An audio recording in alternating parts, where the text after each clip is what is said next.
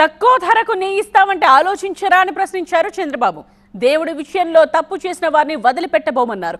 అయితే దీనికి కౌంటర్ ఇచ్చారు మాజీ మంత్రి అంబటి రాంబాబు. ఇప్పుడు మాట్లాడుతున్నారు, నేను తప్పు చేయలేదు, టెండర్ పిలిచాను.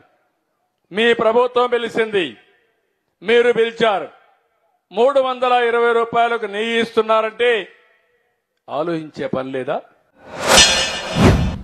మీ దగ్గర చెకింగ్ మిషనరీ కరెక్ట్గా లేకపోతే అది మీ తప్పు. వాటి తప్పేంటి?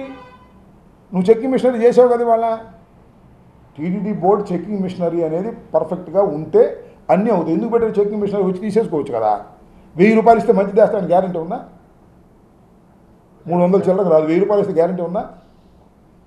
వ్యాపారస్తుడు ఎక్కడ లాభం దొరికితే అక్కడ చేయాలని అనుకుంటాడు. ఇది ధర్మం, వాడి ధర్మం అది. మనమేంటి పర్ఫెక్ట్గా చెక్ చేసుకుని ప్యూర్ ఆవు ఘీని మనం వాడాలి.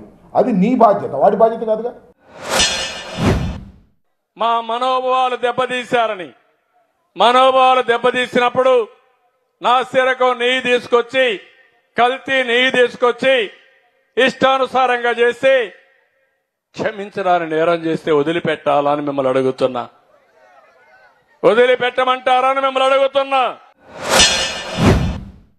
ఇంత పవిత్రమైన దేవస్థానం మీద జగన్మోహన్ రెడ్డి గారి మీద కక్ష ఉంటే ఉండు కాక ఇంకో రకంగా తీర్చుకో.